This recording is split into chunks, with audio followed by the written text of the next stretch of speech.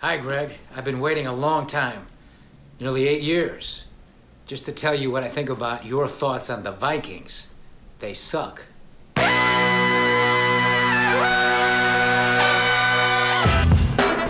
Good morning, sweet world, and welcome to the No Dunks podcast on the Athletic Network. Tuesday, March 3rd. I'm J.E. Skeets, and alongside me, as always, Tass Mellis. What's up, Vikings? What's up, Tessie? We got the bearded one, Trey Kirby. Hey, yo. Hey, yo. The international man of mystery, taking it to the max, Lee Ellis. Friend. And last but not least, making the magic happen is JD. Hello. There he is. Here we are. Thanks for joining us. Guys, follow us on social media, Twitter and Instagram at No Dunks Inc. You know we're on Facebook at facebook.com/NoDunksInc. Well, I guess it's official. We're now on Facebook. And email us your NBA questions and comments to nodunks@theathletic.com. We'll be stepping on the beach a little later today. Yeah, Remix. Usually do it on a Wednesday, but we're doing it Tuesday afternoon. And once again, you guys have been phenomenal at sending in some really fun questions and comments. So keep your eyes and your ears out for that second podcast. Back-to-back Jacks here on a Tuesday. But today, Tuesday, Super Tuesday, here in the States, one of the biggest days of the primaries.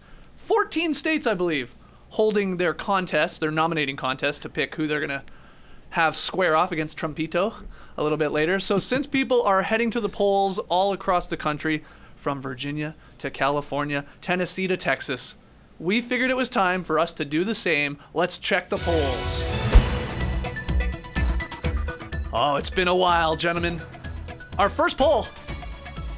Will the Bucks win 70 games? This one was tight. Why didn't you ask us this question yesterday? 50.5% of people voting in this poll that we posted last night say no. The Bucks won't win 70. 49.5% say yes. What do you think of the results? People love the Bucks, but if you look historically, the best teams in the NBA, the two teams that reached 70 wins had their worst quarter of the season in the last quarter. They went in with, respectively, the Warriors had 5 losses going into the last quarter, so 5 losses through 60 games, then they lost 4 in the last quarter. Bulls had 6, then they lost 4. So a majority of their losses come in the last quarter. For whatever reason, they slowed down. They want to chill out a little bit. So the Bucks had 8 going in to the final quarter here, and they lose 1 already. Their sporting players are slowing down a little bit, and they're playing a lot of good teams the rest of the way. And, they kind of have a not crazy great record when you look at it that way in terms of playing 500 teams. They're 17-8 against plus 500 teams, and they've got a lot of them left on the schedule. So if you're looking at the Bulls and the Warriors as a litmus test, majority of their losses come in the last quarter. So, yeah, I think they're going to miss out. It's okay to chill out a little bit. Even the Bulls, the greatest teams in the world, the Bulls lost to the inaugural season of the Toronto Raptors when they went 72-10. Yeah, 14 of 21 games remaining are against playoff teams for the Bucks, so that's a strike in the no column. But the good thing is they only have 2 back-to-backs left, and the second back-to-back is an easy one. Cleveland and then Atlanta. Those should be 2 wins for the Bucks. Next week's is going to be tough. It's Phoenix and Denver, both on the road. And they got the Lakers coming up on Friday. Exactly right. I don't know. That's a tough weekend, no doubt, for the Bucks. I suppose they could easily lose 2 of those games, and if they lose 2 over the weekend, then they're in trouble. But I want them to go for it, baby. Let's see that big 70. It was funny, the timing of this poll, because we posted it before, right around the tip of Bucks Heat last night.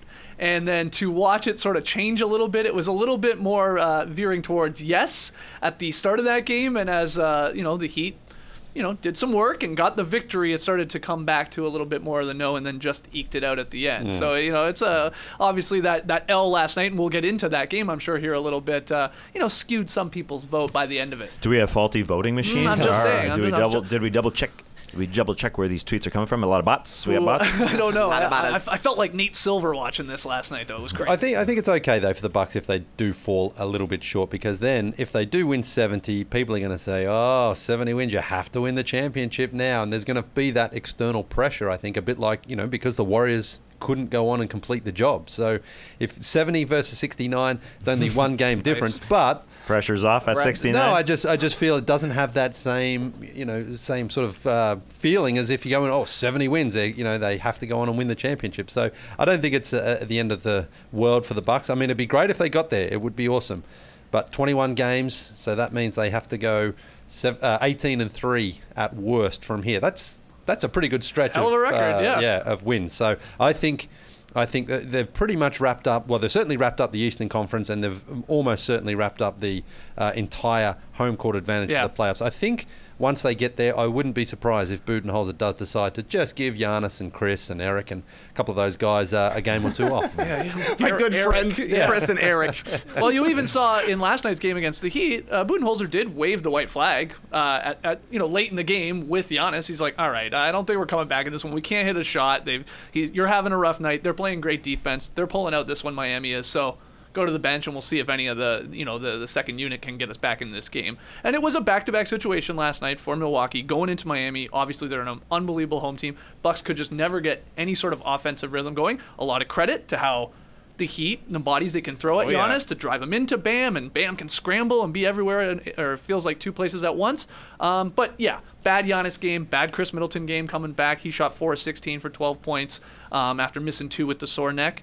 And then the 3-point discrepancy between the Heat hitting a decent amount and the Bucks just coming up cold on that night. Back-to-back games, the Bucks didn't score 100 points too, which is interesting because their offense has just been unstoppable really this season. So I mean, they got the win, of course, the day before against the Hornets, but notable I think for that because it felt like they were just getting 100 points halfway through the third quarter a lot of times this season. So well, they had 100 every single game this season until Sunday, and even stretching back to last season. So yeah, they've had a bit of a cold spell, and the neck issue with Chris Middleton was probably a factor with that. But their sporting guys for Giannis have played bad the last 3 games now. Yeah, that's true. What do you think about now Miami taking 2 games from the Bucks this season? They're the only team to beat them twice so far, and there's a potential matchup where these two teams could, let's say, meet in a second round. If you are a Bucks fan, are you worried about that at all from the 2 Miami Heat victories? I mean, the first one was like the second game of the season, but then this one last night, and there's a bit of a schedule loss built in, to give them a little bit of an excuse. That's fair. But the Heat obviously are a good matchup, I think, for Milwaukee with Bam and all the defenders they do. Bam was awesome because it wasn't just Bam guarding Giannis, which is what you look at the teams, you're like, okay, that makes sense. We're going to put our big fast guy against your big fast guy. But Derek Jones Jr. got a lot of chances on Giannis, Jay Crowder, Jimmy Butler. I mean, you were seeing Giannis get deep post position on Jimmy Butler and then go to a fadeaway. I thought that to me was kind of you're playing 3 games in 4 nights. You're not just running guys over every single time. But it was really impressive from Bam that he would be able to give Giannis enough space that Giannis wants to take the jumper, but still he's quick enough and long enough. He's down to get the friction on to challenge his jumper, or to be able to switch and then be able to help on a double team. It was just the game plan that the Heat put together was, let's see if somebody else can beat us. We're going to pack the paint on Giannis. He had more shot attempts than points. I don't know how many times that's happened this season. Can't be a lot, but it basically came down to Brook Lopez. Can you beat us? And he couldn't. And I think that would be the worry if you're a Bucks fan, is that you're going to see a lot of pressure on Brook Lopez, I do believe, come playoff time, because teams are going to pack the paint and say, hey, man, you're not shooting even 30% from 3 this year. Let's see it. It's how the Raptors beat them in the conference finals. They said, Giannis, all right, you're going to shoot over 3 guys. He couldn't do it last year, and the other guys couldn't support him. And so we said, Trey, you said, does he have the development in him to develop a hook shot, to just shoot over those guys? Or, I thought a push shot maybe, some sort of floater, a dinker, a dumper. And I don't think he's developed that quite yet. It's just not there quite yet. So that's the worry going into the playoffs against a good Bucks team, or if the Sixers decide to pony up and play ball against him. Those teams that build walls. Good contributions from a lot of Heat players too. It wasn't like it was just Jimmy Butler going for 45. So that Mike Budenholzer can't say, well, let's focus on him. Everyone contributed. They got their shots and they knocked them in. Yeah, everybody had like a moment in this game, especially hitting the 3 ball for the Heat. Like Crowder was hot for a second there, and Kelly Olynyk was hot for a second. Duncan Robinson in the third quarter. Dragic to some extent, and also in that third quarter. Yeah, you're absolutely right. I like too when they're like, you have to be such a disciplined defense to try and slow this Bucks team, and then you got to get a little lucky. You got to have some of these shooters that let them fly on Milwaukee miss and have a cold night, and hope that can happen 4 out of 7 games in a playoff series. But anytime Giannis would turn his back to the basket, like a second or third guy all over him. And I will say, refs let them play in this game last night. I thought it was extremely physical, and on both ends, and that was how they were officiating it, and that helped Miami's chances as well to pull out the victory because the Bucks couldn't hit a shot from outside. So anytime they attacked, a lot of arms, a lot of aggressive play, slapping away, and probably getting away with some calls that should have been putting guys to the line, and then that was just a recipe for success for Miami. Absolutely. Only 2 free throw attempts for Giannis, and only, what are we saying here, 10 attempts in general for the Bucks starting lineup. That's not enough if you're not hitting threes, but that's the crazy thing with the Bucks. They gave up a ton of threes last night, 18 made for the Heat, and they still scored 105 points. That's not very many if you're making 18 threes. And, I mean, that's still a winnable game for the Bucks, right? Yep. So they could easily go over 105 anytime. So, yeah, I mean, this was a perfect storm for a Bucks loss. 3 games in 4 nights. Also, you're on the road for a second night of a back-to-back. You got a huge advantage from the three-point line, and it's still winnable for Milwaukee. Yeah. That's why they're so scary, and that's why they've been the best team in the league this entire season. All right, our next poll here. Heat are involved in it. Of the following teams we asked, who is your dark horse finals contender? This one was close as well. 2-team race. The Raptors, 41.2%. The Rockets, right on their heels, 40.8%. Then the Heat, a little under 15%. And then the Jazz were pulling up the rear with only 3.3% of the vote. So Raptors and Rockets neck and neck there, and the Heat only getting around 15%. What do you think of these results? Oh, you got to get 15% to get the delegates. That's the rule. So they made it. Nice. I like the Raptors. I think they are, like pretty much any team, if they're healthy, things change for them. And they've been battling health issues all season long. Something they didn't have to deal with a lot last season. But I just feel that this team doesn't really, doesn't miss Kawhi Leonard in the sense that they don't believe they can't win at all. They've shown me this season when the Raptors play their best, I think they are as good as anybody. And having beaten the Bucks last season, of course Kawhi was on that team last season, but having beaten them in the playoffs, I feel they aren't afraid of the Bucks. I don't think they're afraid of anybody right now. The way Kyle Lowry plays, to me, just inspires me to think that they can get it together if everybody is healthy. Norm Powell's had pretty much a breakout season when he's been healthy.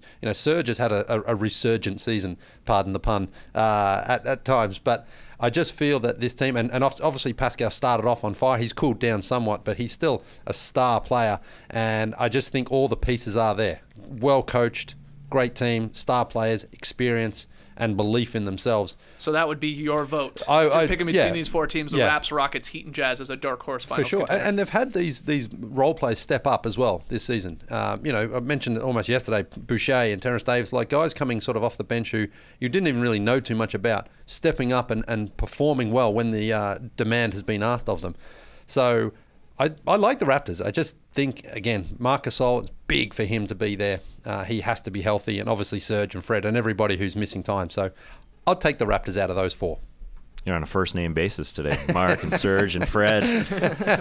Eric really caught me by surprise. You don't hear Eric Bledsoe just called Eric. Well, you always hear He's a two-man.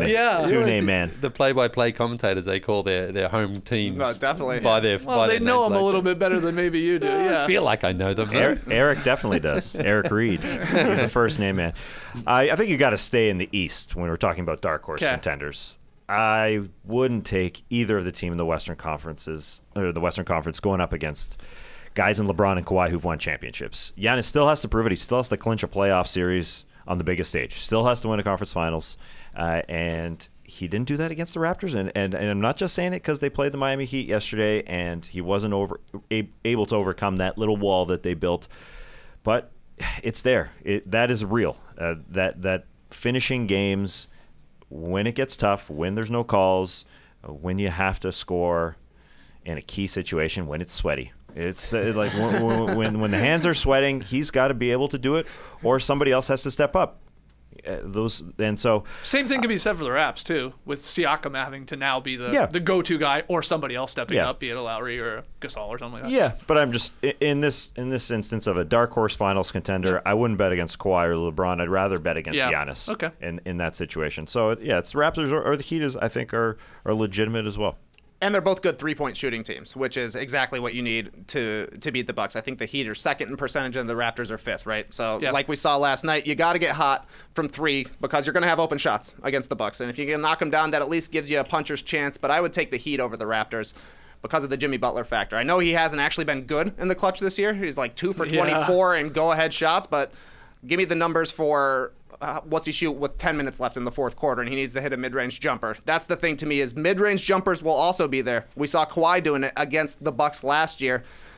Jimmy Butler, I got a little bit more confidence than Pascal Siakam when it comes down to who's a guy who's going to get you one from 16 feet out. Jimmy does like playing against the Raptors and killing the Raptors too. He sure does. He's got a good track history. With the Heat too.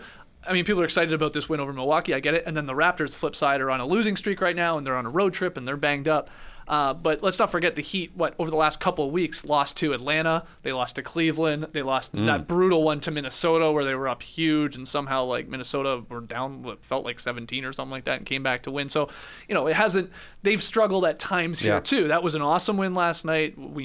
They played really, really well earlier in the season, but have not been juggernauts. But I'm with you. I would be picking one of the teams from the Eastern Conference as the potential dark horse finals contender again, as we asked in the poll. And then the Rockets, they go into New York and lose to the Knicks. So I don't know how much impact that had on these results. We saw for maybe one of the first times it feels like small ball sort of backfiring a little bit. It was the Knicks that bullied them. They destroyed them in rebounding, 65-34. Julius Randle with a 16 and 16, and then 64-34 with the Knicks advantage of points in the paint. And that was a big reason why they won this game. It was still close. They were up huge. The Rockets, you knew were going to come back and make it a game. But R.J. Barrett getting that sort of game-winning driving layup with about, 8 seconds to go. Just slow and methodical, and guy bouncing off him. Wow. And PJ Tucker went flying. Too small. Yeah. It's like watching a I Think You Should Leave sketch out there. I was surprised to see when it came down to it, it was R.J. Barrett had a layup to win the game, and James Harden had a layup to win the game. R.J. Barrett made his. Yeah, sure. Pretty impressive. And Westbrook, too, did have a chance to tie the game on a sort of a mid-range jump shot. And Frankie Smokes, I thought, Ntilikina played great defense on him. I thought Ntilikina had a pretty good game for the Knicks last night. And I know we had a poll question about them specifically with their new Leon Rose taking over as the president of the basketball operations. We'll get to that later. But it was a good win. And again, that is the worry when you're concerned about the Rockets, the pocket Rockets, staying super small, is like, if they run into some of these teams, maybe it's not the Jazz with Gobert because he's not that type of guy, but couldn't you see this being the case of playing the Nuggets or something like that? In theory? In theory, yeah. I feel that the Rockets, of course, they had full strength, so they were trying to win this game. Probably, though, just thought it's the Knicks. Yeah, the first half especially. Yeah, after that huge win in Boston on Saturday, you sort of you look on the schedule, go, okay, sweet, we got the Knicks, we got the night off here. But the Knicks showed some fight. So, and that happens. We know any night, any team can beat anyone in the NBA, and that was a case of that last night. But the Rockets didn't mail this in by any means. They were trying to win. They just couldn't. So, especially in March, when you're talking about teams just can win any basketball game. It's happened. It's already started. Yeah. We're only a couple days into March, but it's already happening. There'll be some weird outcomes is what you're saying. The Bulls beat the Mavs. Yep. It happened. The Knicks beat the Rockets. So those two situations are definitely teams overlooking other squads, and that's why I think the Bucks are in for a tough test to keep the focus going in this last month. We all are. We're all looking forward to 5 weeks from now in the playoffs. It's happening. Right. We hit the All-Star break. We got that high, and now we're on a bit of a lull. It gets sad once buyout season is over, man. Yeah, once that March 1st pass and we're seeing all those random names pop up, we're not even really getting any more transactions from here. Well, and then we're going to, March Madness right around the corner, conference tournaments starting soon. The NBA sort of takes a little bit of a backseat. We've hit the dog days of the NBA season. But then you get outcomes like this. So you're right. There's a lot of randos. Wild ones. And we saw PJ Tucker on his Instagram. He bragged about being a small center in the NBA. They're 0-1 since he bragged about it. He said he put himself up. The graphic on ABC on the weekend on Saturday night was starting centers in the West. Current playoff teams. Everyone is 6'11" or taller. Steven Adams, JaVale McGee, Rudy Gobert, Kristaps, Nikola Jokic, Ivica Zubac, Jonas, and then PJ at 6'5", the little guy, and he's bragging. They called me a tweener. Now he's a starting center, which is really, really, really, really, really weird. But it was cool to see R.J. Barrett bounce off him and get a game winner. Yeah, and Nate Duncan made, I thought, an astute point about that Barrett drive on Twitter last night. The Rockets small ball, it's like the perfect matchup for a guy like RJ because he doesn't really beat his man. He doesn't blow by guys. He just, as we saw, he overpowers them. And versus most teams, there will be a shot blocker at the rim to then be the second wave and to challenge that. But the Rockets, they rely more on help when a guy beats his man, right? That's when they come over. That triggers the help. But because he never really beat Tucker, it's like there was no help coming from either the short corner or coming even from the paint, and allowed RJ to get a pretty good look. So it's I thought was a fair observation there from Nate Duncan. Just again how Barrett plays. For a kid, I mean, he is a strong guy, and that was a good Knicks win. And again, MSG, when the Knicks are in a game, that place was going insane. You been there? I have, and it lives up to the hype. I'm telling you, when they're in a game, even if they don't even win that game and it's just close, that place is going nuts. They are chomping at the bit for any sort of entertainment when it comes to Knicks games, and a good one. RJ and, like I said, Frank Ntilikina had a good game, and Mitchell Robinson and so on. The Knicks are unbeaten in the Leon Rose era. That's right. We'll get to that, too, like I said. Okay. 1-0. But first, poll 3 we had up. The question was, which team do you want to see win the Western Conference 8th seed? Only had 4 options. Upset a lot of people having just these 4 options, but look, that's all I can do on Twitter, man. We couldn't add 5 or 6 here. We went with the Pelicans, who got 57.3% of the vote. They ran away with this one. The Grizzlies were in second, 28.7%. Then the Spurs with less than 9%, and the Kings a little over 5%. So the Pelicans, again, running away with this, but the number one comment was, where the are the Blazers, basically. Fair enough. And the Blazers timed it well last night, too, for their Blazers fans. They went into Orlando and snapped their 3-game losing streak. CJ McCollum going for 41 and Gary Trent Jr. going off in the fourth quarter. But, yeah, I didn't have them in there at the time, but I guess, they should be in the mix, of course, because they're still alive. And I guess Suns fan, the 3 Suns fans out there, too, are a little upset that they weren't included. And Damian Lillard's coming back Wednesday. Yeah, that's the sound of it. So, I mean, how would you vote, though? And I guess let's say, the Blazers are also in the mix. Who do you want, Trey? Who do you want to be the 8th seed? I honestly can't believe the Kings and Spurs got any votes. Okay. I mean, understandably, the Blazers fans are upset because that's kind of their MO, being disrespected. Yeah. But honestly, if it's not the Grizzlies or Pelicans, what's your choice here? You're ridiculous. I keep flipping back and forth day by day. Which am I going to be? Do I want to reward the Grizzlies for playing basically 500 basketball the whole season? Ja Morant has been playing the whole season. Or do I just want to see more Zion? Right. Because he's actually the best rookie that's going right now. And maybe he could actually win Rookie of the Year if he gets the Pelicans into the playoffs. Ultimately, my vote did go to the Pelicans. Okay. But this is awesome because we were looking forward to the number 1 and 2 picks, lighting the league on fire for the entire season. That did not happen, but they're going to take over for the last 6 weeks. This is going to be the biggest story going. This is NBA March Madness. That's right. With these 2 kids.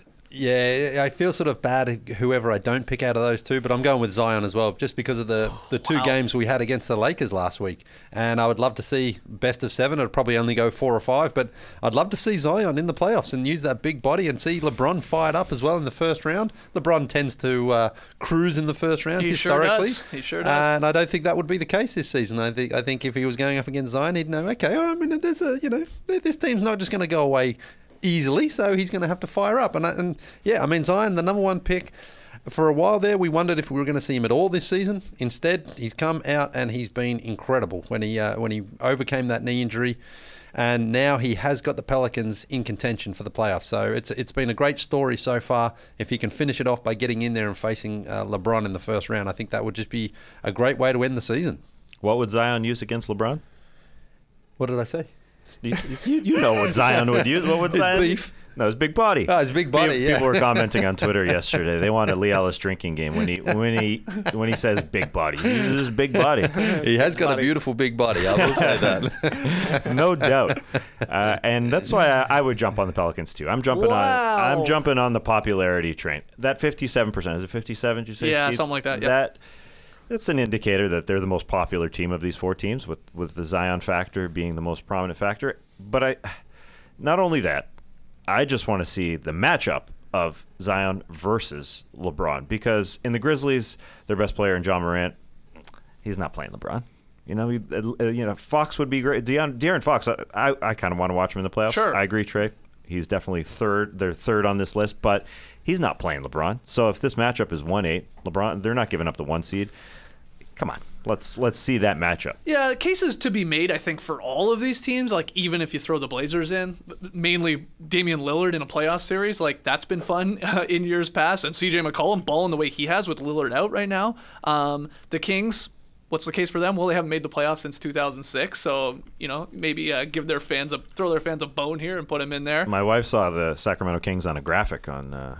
Danielle saw it on ABC or somewhere. She said, "Oh, they're still in the league." Oh, wow. Yeah. It's because Right. they fly under the radar. Right. You're not seeing them come April, that's for sure. The Spurs haven't missed the playoffs since 1997. So if you're a big fan of streaks continuing, maybe you were a DiMaggio fan. Yeah. You want them to continue and get in there. And then you guys said it earlier with the other two teams, the two young teams, Pelicans. Not only Zion versus LeBron in the Bonanza ratings that would probably deliver for a first round series. You've got the Anthony Davis angle. Mm-hmm. Juicy, no doubt. A lot of juice. And it would keep JJ Redick's playoff streak alive of getting in there. So a little something for the streak heads. That's right. Nice. But I'm actually going to vote for the Grizzlies. And, again, John Morant's sort of first playoff taste would be huge. You could say the same for Zion, of course. I'm going to cheer on the Canadians as well, of course, and Brooks and Clark if healthy. The Grindhouse, too. Always bumping. That's a great arena, I think, when they've got a little juice behind them in a playoff series against the Lakers. My goodness. And look, they beat the Lakers. You can give us that at least. The Lakers have, in close games, you're right, against Pelicans, have still pulled it out. Yeah. The Grizzlies got one on them. Does that give us a better series? Probably doesn't mean anything at all, but why not? The Grindhouse, though, historically in the playoffs is always a tough place to win. So, yeah. Exactly. I don't think it's easy. So I'll throw my case, or my vote, I should say, to the Grizzlies. And again, sorry to the Blazers fans. 3.5 games, though, the Grizzlies hold right now. That's a decent lead. It's a decent lead. And 2 wins because they went on a bit of a losing streak there. They picked up a big one here in Atlanta last night. So just keeping them at arm's length, really, from the Blazers, Pelicans, and Kings, who are all exactly 3.5 games back from them. They have some key games versus these teams chasing them, though, right, coming up. I mean, those are going to be must-watch games in terms of you could lose a whole game there of your lead if you're the Grizzlies. So you win those and you're pretty good. I will say this about the poll. Could be an indicator of why some media members also vote for Zion as Rookie of the Year, because he's just a lot more popular than John Morant. So that's why there's some people who think maybe Zion wins, because the NBA is a little happier with the Zion scenario over the Grizzlies. It would be nuts. He's also averaging 24 a game, shooting almost 60%. The guy's awesome. Yeah. He's awesome. Has he actually exceeded expectations since coming back for you? Or is it sort of perfect? Maybe, yeah, I would say it's perfect, but maybe the continued greatness is pretty surprising. He is coming in the second half of the season where some teams, no doubt, are not trying as hard, and some teams have given up.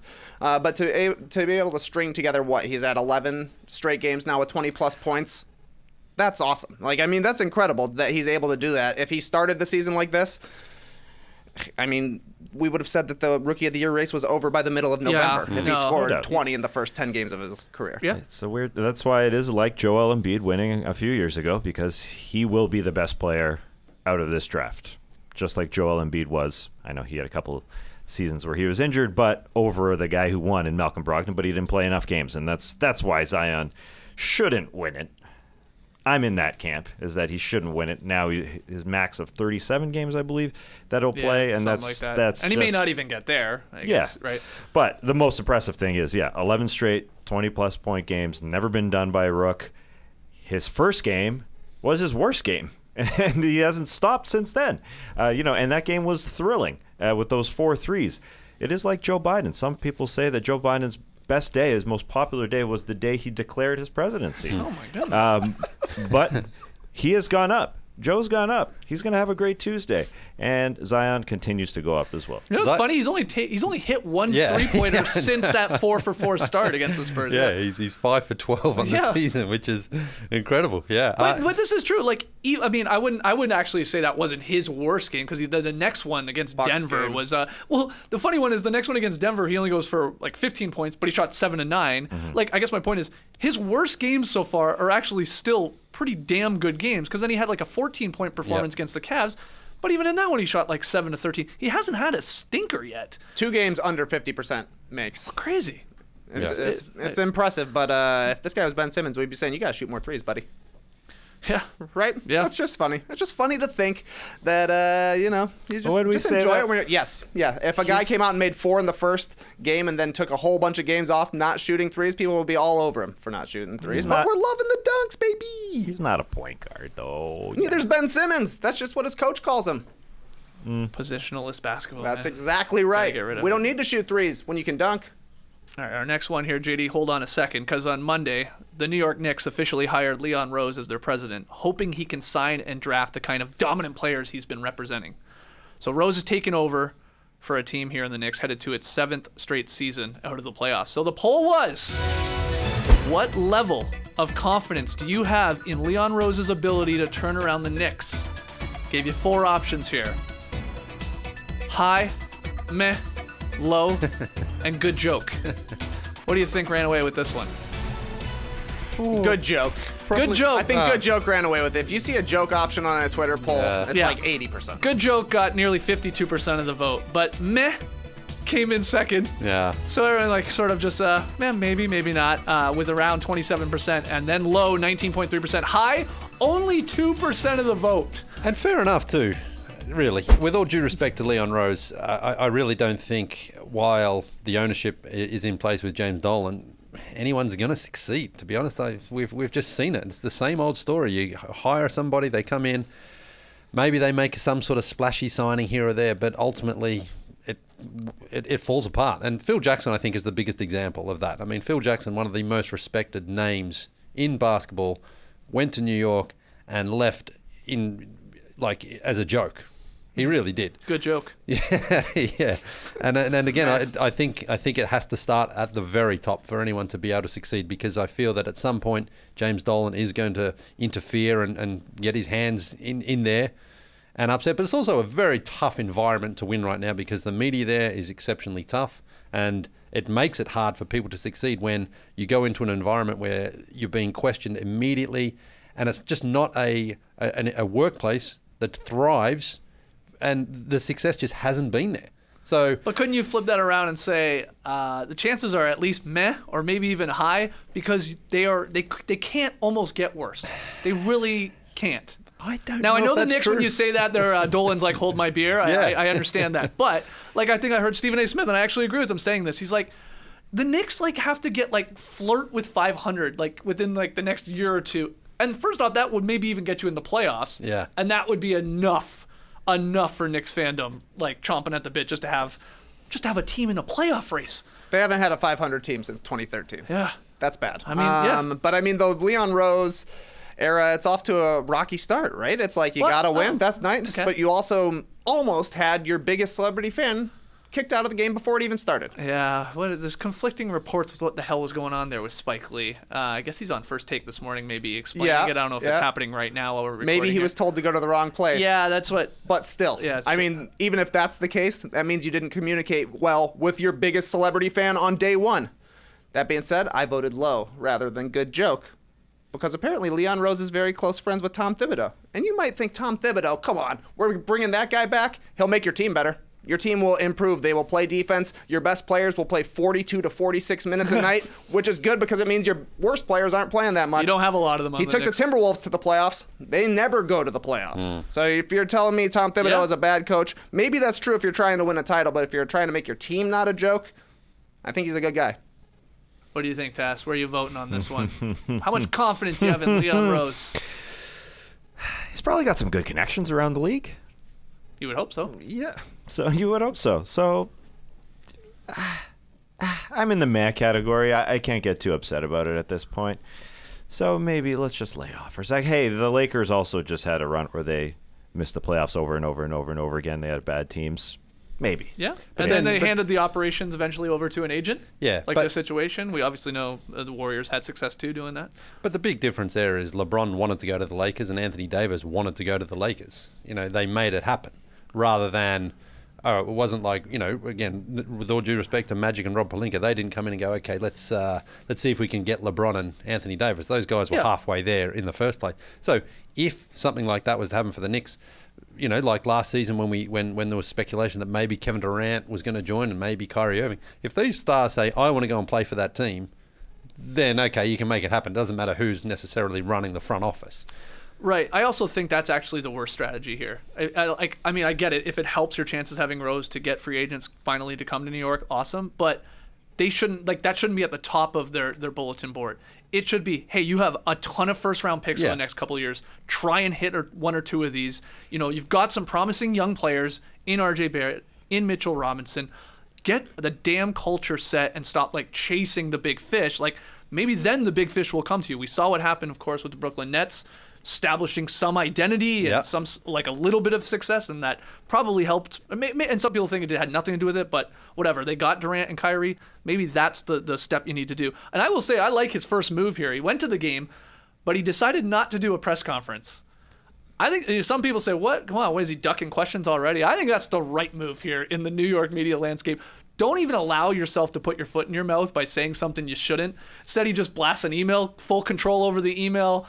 And I think that's the right move. And Woj says Rose is gonna sort of stay behind the scenes a little bit, sort of observe and listen, and the classic business speak of coming in here and see what works and what doesn't. But that's right. No big public proclamations. You're right, from man. day one. That's a good start in my opinion. It's a low bar for the Knicks because Steve Stout went on First Take and instantly the Knicks had to issue an apology for what he was saying because he wasn't on the same page with everybody that owns the team. So yeah, I guess I don't know if it's a good thing to just keep your mouth shut and that's the only way that you can succeed in New York, but it seems to be the case. But that's not the way that the Knicks do things. They're going to go after the big fish. It would be great if they devoted themselves to building like a normal team does, but you don't sign a massive super agent if that's your plan. I know, I get that. But look, they're not getting any of these guys. I saw Pelton write about this. They're not getting any of his former big-name clients. Those guys are generally signed up for long term, unless they trade away all their picks, I guess, for one of them. I'm talking about Towns and Booker and who else did Rose have? The big names. Embiid. Embiid, thank you. Yeah, a lot of those guys are signed up for a long time here. So very unlikely. They're not coming in free agency is my point. Yeah, if there's a trade to be made, I guess. But I don't think they should do that. Then again, they are the Knicks. Will Dolan say, what? We can get one of those guys? Exactly. Let's go get them. So I'm a meh if I'm voting on this one, for sure. All right. We're going to dip our toe into the water with a little beach step and cue to get us in the mood for today's second podcast. But first, we need your help. Yeah, we'd like to pause for a brief minute to ask you, our loyal Dinkers, our Dunkaroos, the Greens to our Browns, to click into the show notes for today's episode and then follow the link that's there to a very short survey. You all know so much about us. You know how Lee mounts the toilet at night. And we don't know anything about you. The survey is 11 super simple questions and will take you sub 60 seconds. I promise. So head to the show notes or description for today's episode wherever you listen and click on the link. The five of us thank you very much in advance. Yeah, we'll tweet that out. It'll be in the YouTube comments. Just help us out. Do the survey. Like Tess said, less than 60 seconds. Gone in 60 seconds. Nick Cage it, baby. Shout out to Grisham. All right. Question here. Beach teas, baby. Let's get us in the mood for that beach stepping podcast later today. This one is from Jordy in Los Angeles, California. He writes, Ayo. Ayo. Thank you. On the low post, Zach mentions how each team has a specific song they play in arena after a win, which led to him singing the first California in California Love by Tupac in a very strange way. I actually meant to go back and listen to how Zach Lowe did it, and I forgot to. But anyway, what song do you think, writes Jordy, would be the most humiliating to walk off the court to after you had just lost an away game? Keep on dinking and dumping. And No problem. even if you're dumping facing the wall of your bathroom stall, just be careful. You got to scoot up. Yeah, it's a good question. What would be the most humiliating song? Be a real smack in the face if you lose a game to the Houston Rockets and then as soon as you're walking off the court, the horns kick in and then Skee-Lo finishes up with, I wish I was a little bit taller. I wish I was a baller. I wish I had a girl and then I would call her. That's smart. I wish I was like 6'9". Yeah. What a great first lyric to the verse as well.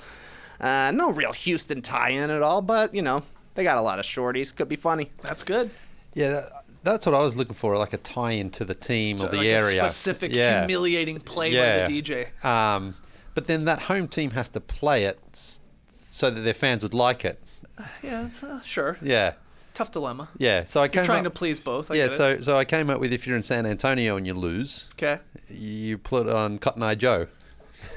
Okay, so the you know, yeah, like, so the Spurs are playing that. yeah, the Spurs are playing because everyone go, that like if you're the losing team, you're like, this that sucks, song man. sucks. Yeah, yuck. But then But I'm if you're like, the fans, you're kind of thinking the same thing. exactly.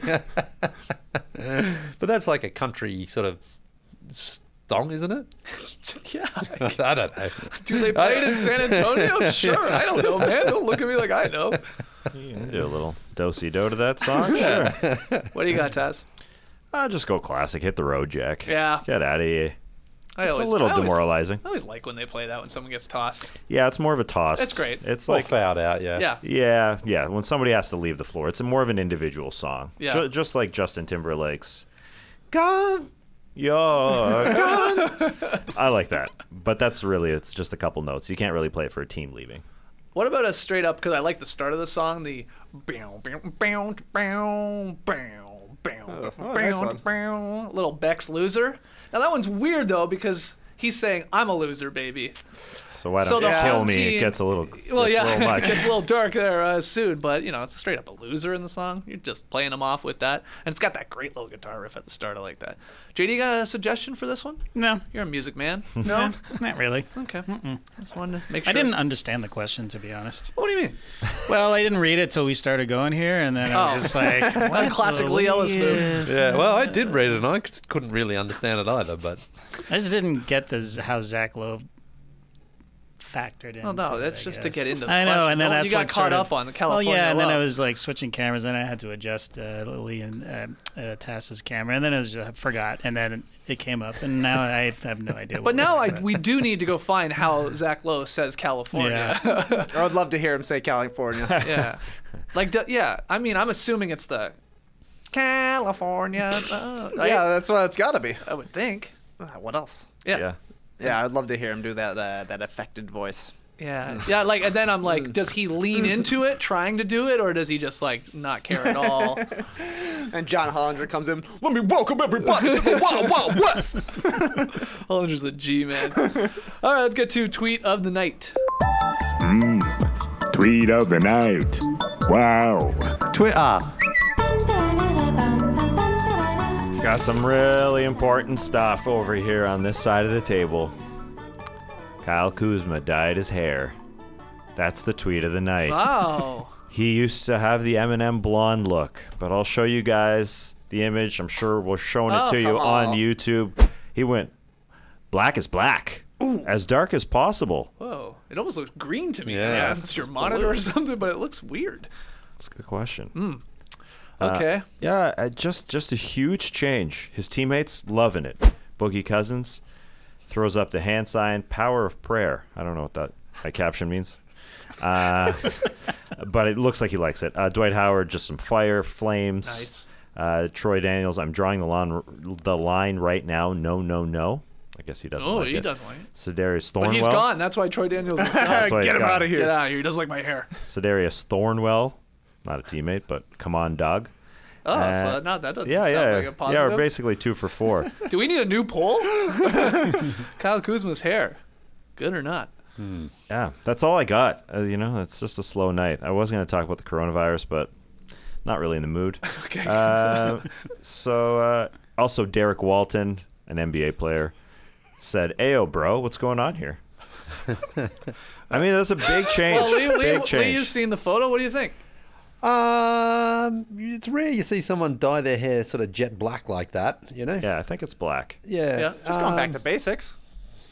Yeah, I like the blonde on him, actually. I thought the blonde suited him. Yeah, it did sort of suit him. Yeah. I'm down with I, that. I think Kuz is one of those guys. He's a real hit or miss guy with his fashion. Sometimes he's nice looking, and other times it's like, eee. What are you doing there, Kyle? Down in Australia, when the Team USA was out there, we even did a feature on Kyle's fashion because some of his teammates were ripping on him. Kyle. Yeah, Kemba and Marcus were ripping on him, and You did a His feature? friend Jason. yeah, I did one. Yeah, Jalen commented as well, so it was great. But I feel like Kuzma was wearing those huge jeans around those times. Yeah. well, that was what the premise of the feature was. It was like, hey, what do you think of this? Yeah. And listen, I'll find it. I'll dig it out. I've got it here. I'll show it to you. It was great. Yeah. Primas! Primas! Seen a lot of love. Mize. Well, while you look for that and you post Mize, right in the photo, I will mention that he does have a lot of his clothing behind him. It seems to be in his walk-in closet that he's taking this photo. And it does look a little strange because his hair is in the process of being dyed, it sure looks like. It looks like there's dye in his hair, if I'm not mistaken. Yeah. Mm-hmm. So, it's super black. It looks that way, and it's kind of filled in with dye. So, yeah, new poll. Poll's coming. New poll. Blonde or nah? I promised that a new poll is coming. All right, pick 'em results from last night in the association. We had that Bucks Heat game. Milwaukee was favored by, I guess it was 3.5 when we were making our picks earlier in the morning. Didn't matter. Miami got the win. Trey, the only one to take them. Trey takes the early lead here in the month of March. 1-0. Everybody else 0-1. What's tonight's game?